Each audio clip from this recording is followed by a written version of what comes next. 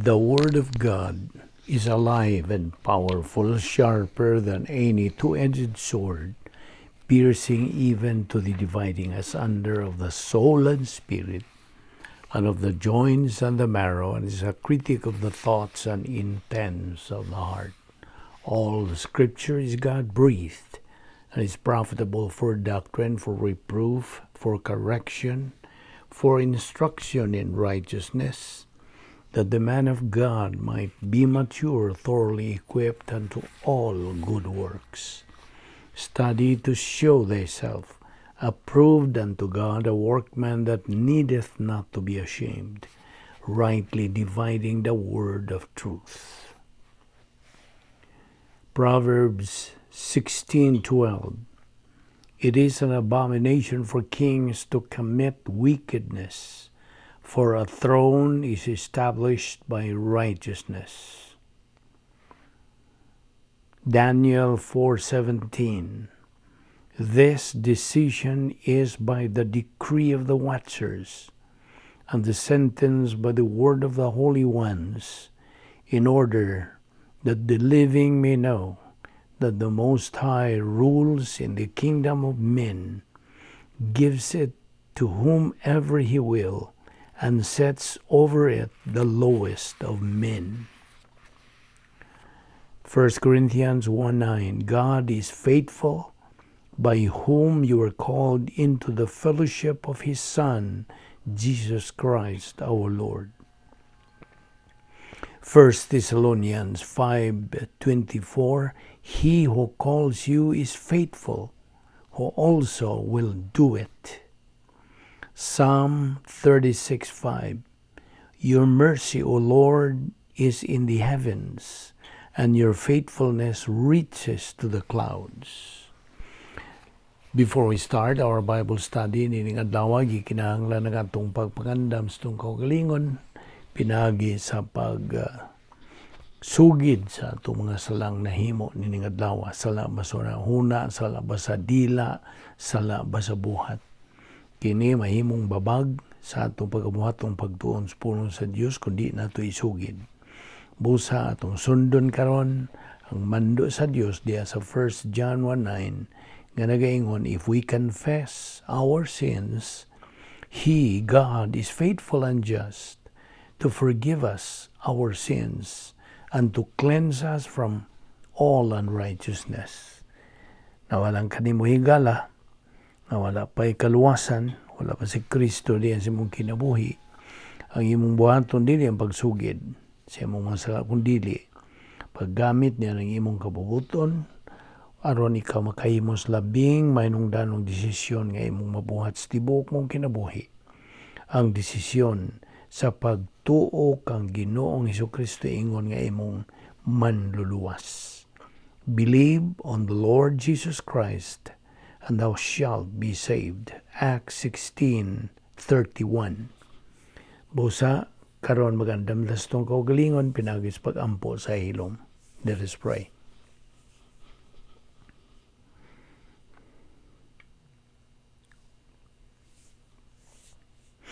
Magampo ta, bala na mo nga Dios. Nagapasalamat kami kanimo na tanan sa imong pagdala kanamo.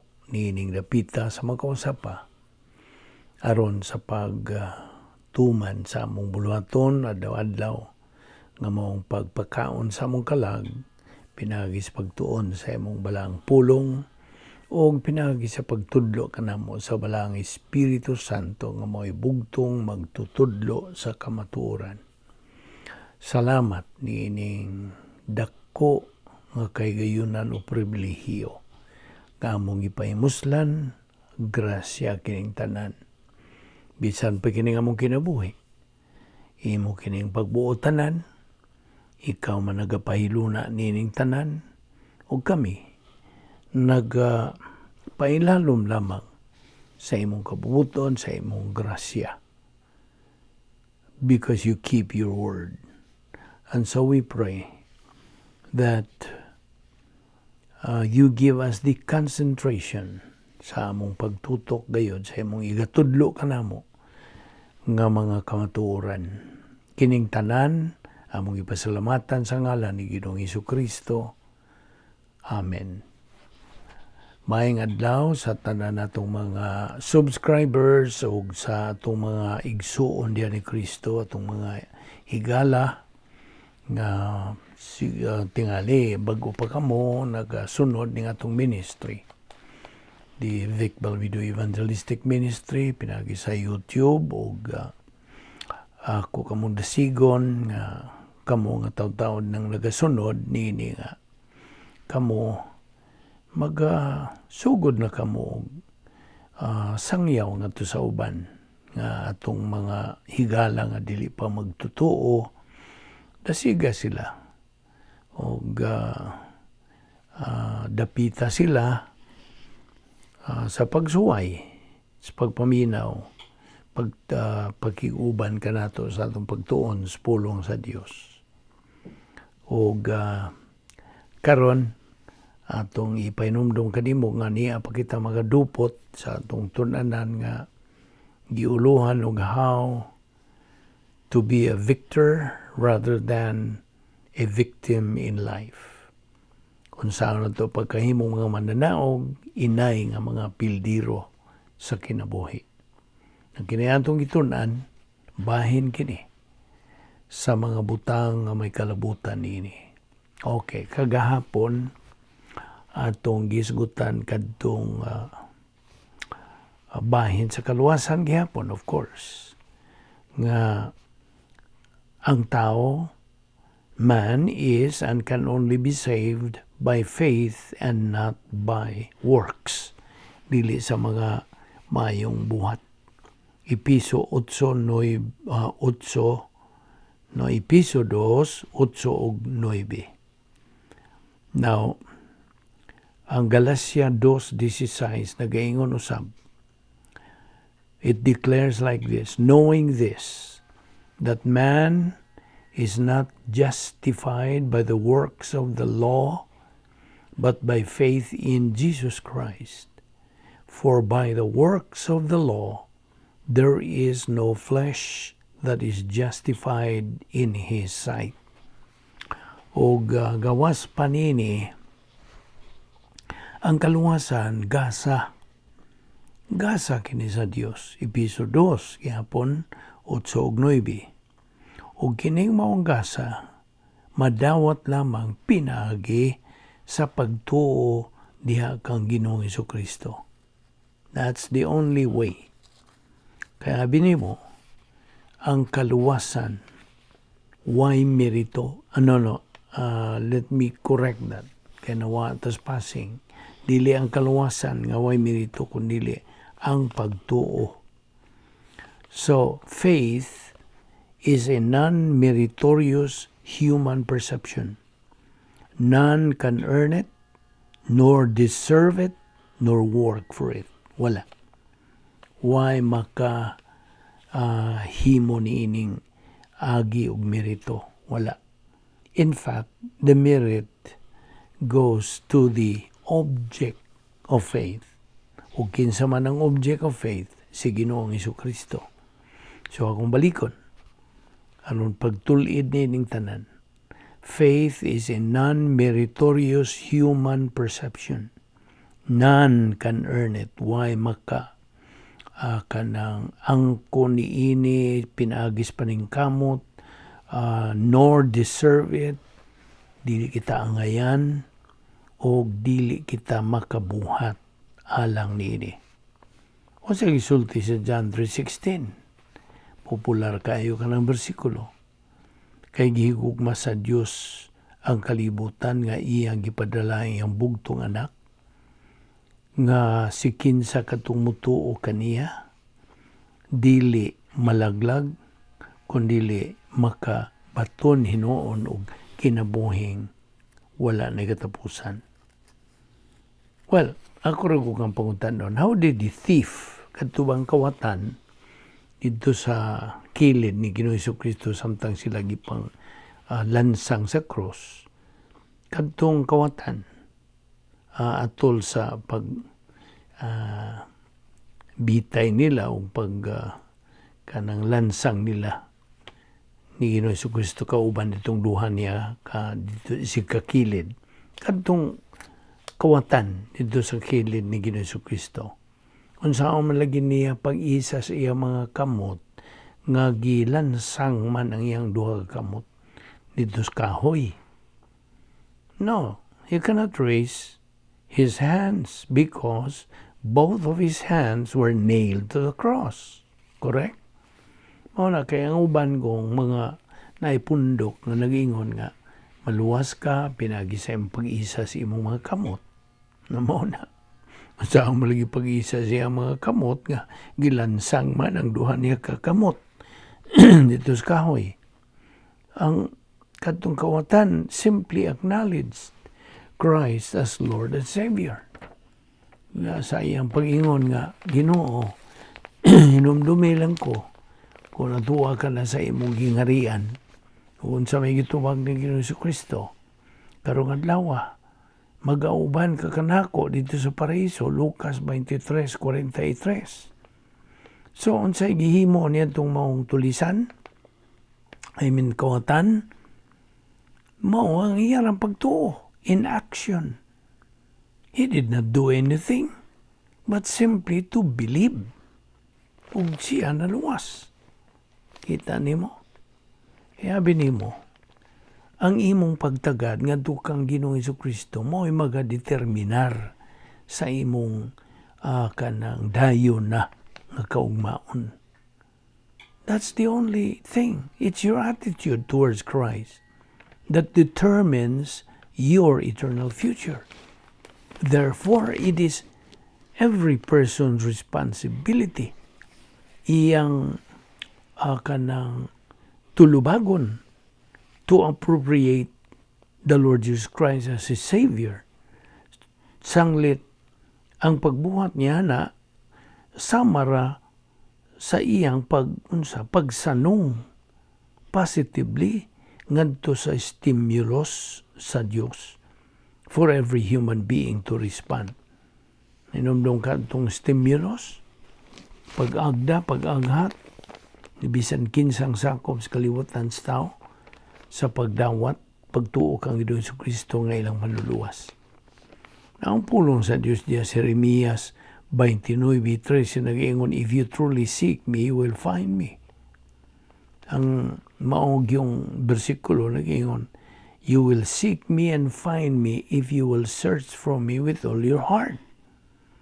Now, okay, mutanda ko nimo. Yun sa manimo pagkahimong sakop sa imong tawhanon nga panimalay. How did you become a member of your human family? Di ba pinagi sa imong pagkahimugso? By birth. Husta? In the same way, sa espirituhanon nga bahin, nahimo kang sakop sa panimalay sa Dios also by birth. Husta? Pinagi-usab sa imong pagkahimugso. Nga naman, tungod kay ang imong pagtuo kang Ginoong Jesucristo, mao ka na ang paagi, mao ka na ang proseso sa ikaduha nimo nga pagkatao, nagingan na in English regeneration or being born again.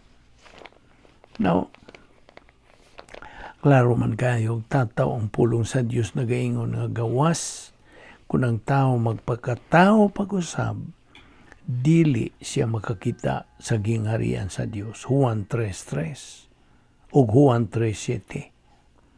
Now, kining maong bersikulo, this particular verse, naghisgot kini og spiritual birth. Espirituhanong pagkatao. Kaya binimo ang kaluwasan, nakahulugan kini og kanang lingkawas, to rescue. Rescue from where?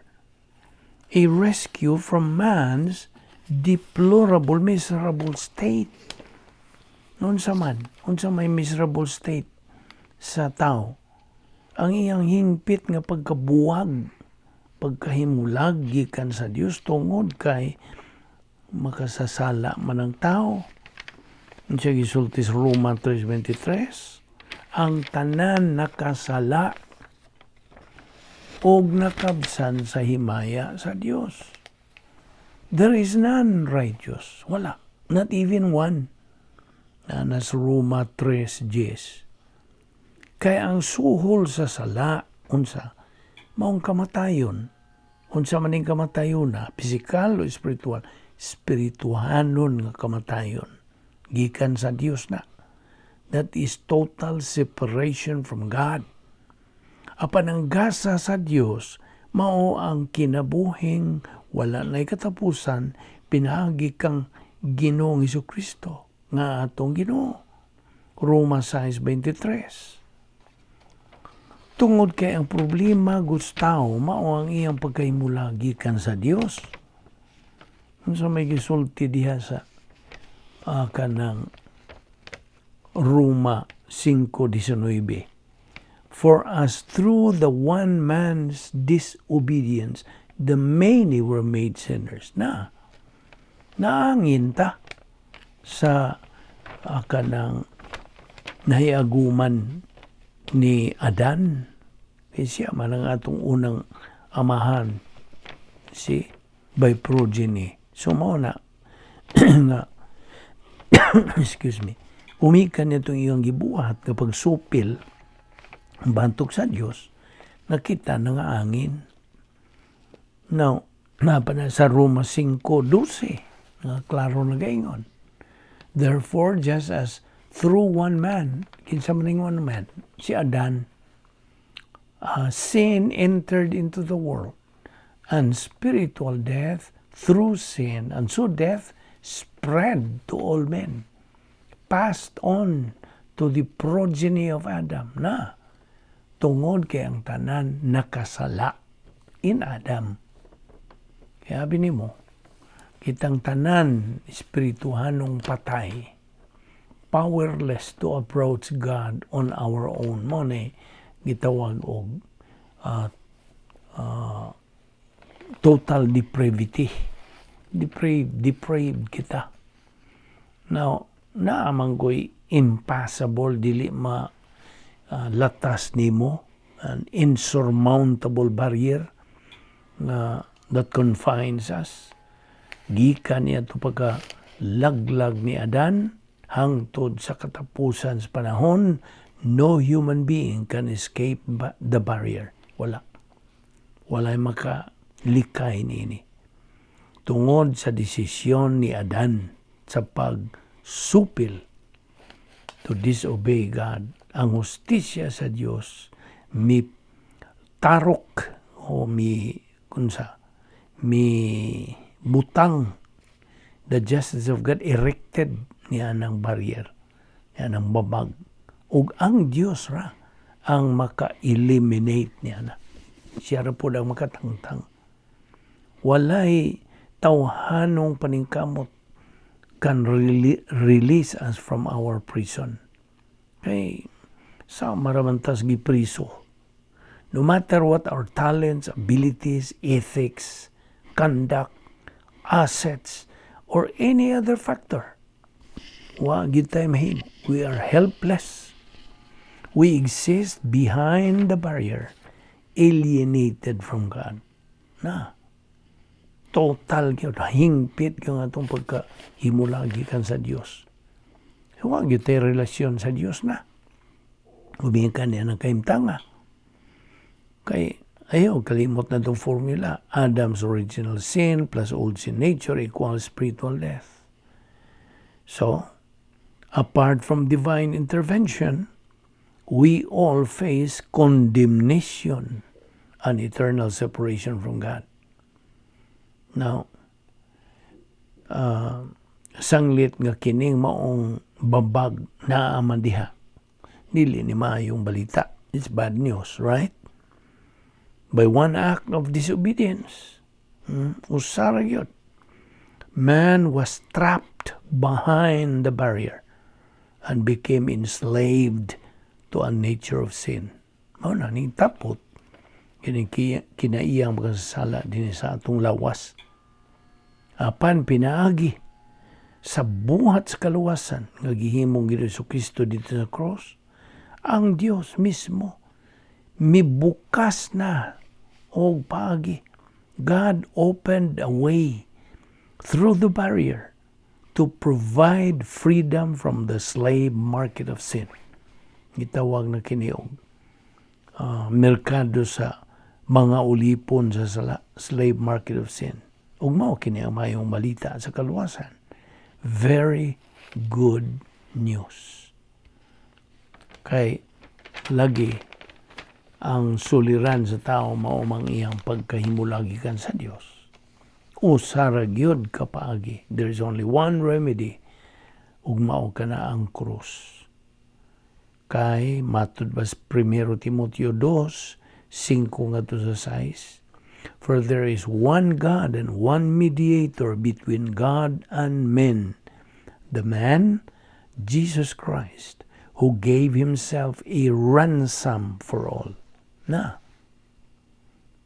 apan ang Dios commended his love towards us that in that while we were yet sinners, si Ginoong Kristo namatay alang kanato. Roma 5:8. So, unsa man gyud ang itubag sa tao? To believe in Christ. That's the positive response that man should do. See, to believe in Christ. Kaya na sa John 3:18 ra ba nagaingon. Siya nga nagatuo kaniya dili na hinukman. Apan siya nga wala magatuo, hinukman na siyang daan. Tungod kay wa man siya magatuo sa ngalan sa bugtong anak sa Dios. Juan 3:18 kana. Unya, kay wa man kamudawat, imo mangisalikway ang gasa sa Dios. Revelation 20:15 pod nagaingon. And if anyone's name was not found written in the Lamb's book of life, he was thrown into the lake of fire. Naapod na sa 1 John 4:15, whosoever shall confess that Jesus is the Son of God, God dwelleth in him, and he in God. Pangutana, unsa may kinagrabihang matang sa pagkamatay? Unsa man pagkamatay COVID-19? Mo ba? O pagkamatay o cancer? O disgrasya sa kadalanan o unsa? What is the worst kind to die? Tubag? It is to die as an unbeliever. Ang pagkamatay ingon nga dili magtotoo.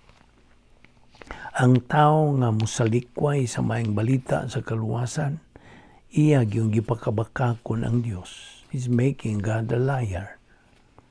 Gani, ang tao nga musalikway kang Kristo ingon nga manluluwas,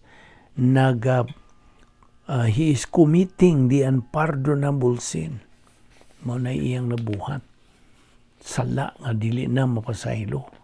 Unsay gisulti di sa Mateo 12:31 ngadto 32.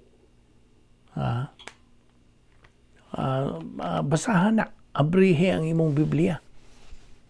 Mateo 12:31 ngadto 32. Ang pulong sa Dios nagaingon ra ba? Mas maayo pa sa dili magtotoo nga wala lang unta mataho. Mao gyud na gisulting Ginoong Kristo ngadto kang Judas Iscariote. Og kadtong pagasultiha di lang kay alang kang Judas Iscariote ko dili mao po na isulti ni Ginoong Kristo ngadto sa tanan nga mga dili magtotoo. It is better off for an unbeliever to have never been born. O grabe, kay ang mga di magtotoo, they are eternal losers. Mga pildiro na. You see? O ang tanan nga mga pagsalikway sa kamatuoran, pagkamapaytason ka na. All rejections of truth is arrogance. Kaya ba ka ba niya na?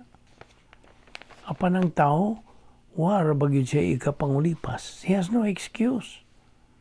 Nga mo ingon tingali siya, wa man ko makadungog bahin niya nang imong gisulti. I did not know God because nobody ever told me. May nagsulti na ako bahin sa Dios. Ug mao nga I should not be sent to the lake of fire. Apan pabasahan ang tawhan ng nag-ingon niya na diya sa Roma 1:18-20 na giingon diya sa versikulo 18 in English.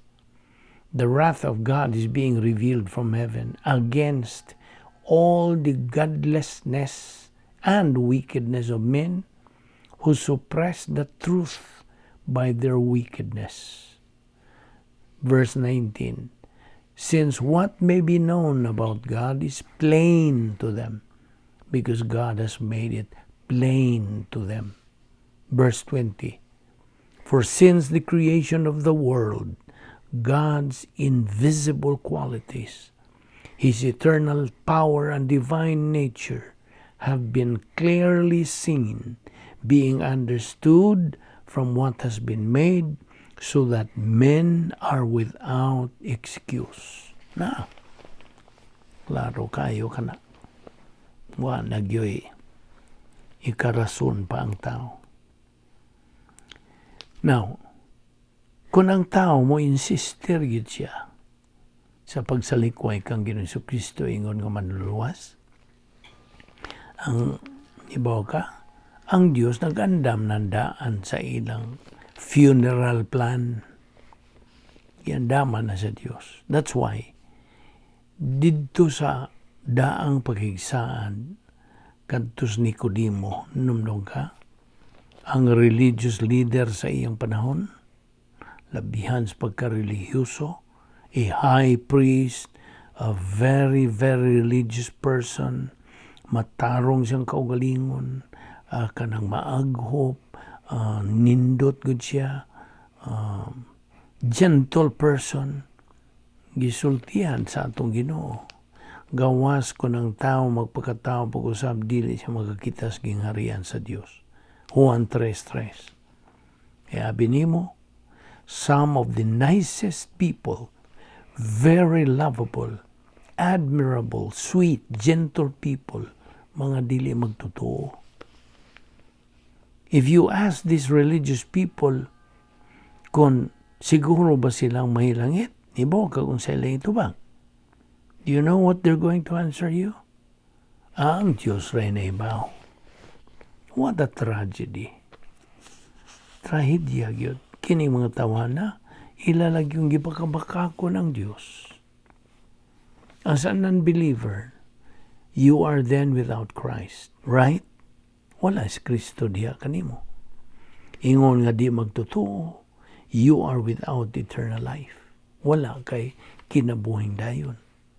Ingon nga dili magtotoo, ikaw hingpit gayod nga nahimulagi kan sa Dios, kana nagkaulugan nga ikaw espirituhanong patay. You are spiritually dead. So, diya sa Roma 8:9, ikaduhang bahin niya na, second part, nagaingon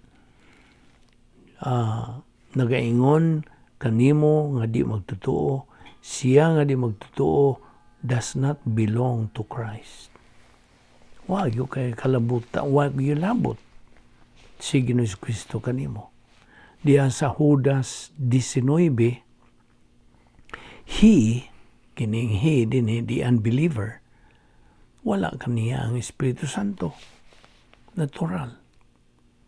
Ang Espiritu Santo mupuyo man lamang sa magtotoo. Ang dili magtotoo, tao kini siya nga mipili siya o gitawag sa English og endless nightmare. Kaya bawa ka nga no? Tungod kay iya may gisalikway ang tao og Diyos nga antos who suffered untold agony didto sa krus.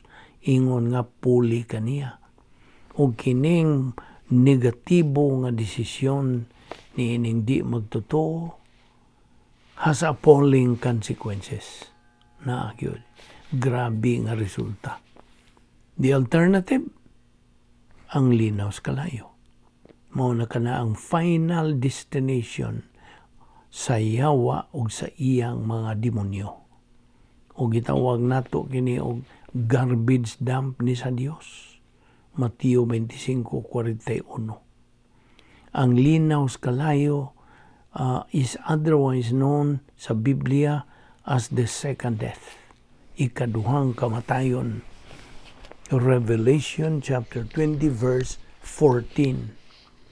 Now, if you try to glimpse into the torment, niining kasakitan and hopelessness, niining di magtotoo, basa ang Revelation 20:10 o Revelation 20:15. Naon sa may gisulti diya sa Revelation 20 verse 10. Yeah, mao kini ang gisulti diya sa in English.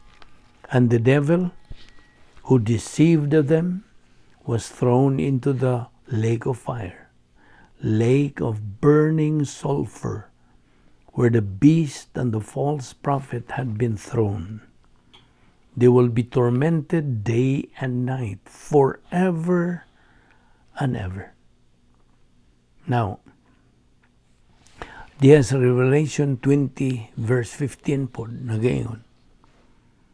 If anyone's name was not found written in the book of life, he was thrown into the lake of fire. Now, sanglit, ang ngans di magtotoo, di man makitaan dito, magisuwat dito sa Lamb's Book of Life, then, itambog kini siya dito sa linaw sa kalayo. Mao man na. Kung kinsang nganwa diha makiti, itambog siya sa linaw sa kalayo. O ngilngig, kalilisang nga itong paghulagway nining dapita. The lake of fire. There is a horrible future there in the lake of fire. Na ay total darkness forever. Hingpit nga pagkangit-ngit dito. Na ay eternal loneliness, pagkamingaw nimo. Eternal unhappiness. Eternal frustrations. Eternal exasperation, anger. Eternal suffering for all eternity. Hangtod na nasangtod. Wa nagyoy chance nga ikaw makaiskampo pa whatsoever. Wala. Mao na ang linos kalayo. Ang kapungot sa Diyos kana, as described in the second part of John 3:36. He, unsa gisulti diha sa John 3:36. He who believes in the Son has eternal life. But he who rejects the Son will not see life, but the wrath of God abideth on him. Mao na. Nga kini mo kinagrabihang kanang dapit, kinangilngigan. Ug may hinungdan that the worst kind to die is an unbeliever. Kita nimo? Kay after all, it's a matter of choice. Mawita lang, mangutana na ako. Ngano mang naamay mga tos impyerno? Nganong naamay maimpyerno? Diyan may tubang nimo. Tungod sa ilang kabubuton, ilang pagbuot nga mo dito. Huwag yo'y mabasol. Sila ragyod. You see? Kay prinsipyo, ang tao, produkto ragyod kanunay siya sa iyang desisyon. He is the only one responsible, answerable, and accountable sa iyang mga desisyon. Huwag lain. Dili makatubag ang bisag kinsa. Siya ragyod. No, tingali, magpinlusupo ka nga, iya magkung gi-influensya. Okay. Ang iyang nabuhat pag-influensya ni mo, basta, no, kinsa may mohimog desisyon. Siya ba o ikaw? Ikaw man. So, ikaw, produkto sa imong desisyon. So, tiban nina, tungod kay abi nimo ang kaluwasan, balik tas kaluwasan, gasa kini nga dawatunon, dili kini tumong o goal nga kabutonon. sabta gina. Kay ang tao God, ang kahimtang sa tao nga walay Kristo sa iyang kinabuhi. Sama ni gipagkasama nato nining pipila ka mga description.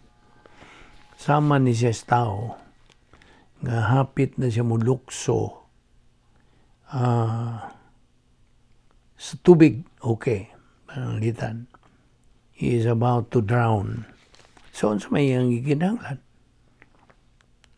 Na ay tao nga mo unsa, mutabang niya, mo palingkawas niya to rescue him. Sama pananglit nga itsahan siya og unsa salbabida. You see? Nara na niya iyang panang dawaton, iyang kuhaon. You see? It's a matter of choice. Unyang gawas pa, gipagkasama nato ni sa katao nga masakiton ug nanghinanglan siya og tambal aron siya matambalan or else unsa mamatay siya. Unsa pa gipagkasama nato sa katao nga mubuo og gasolina sa anang kaliguanan niya bathtub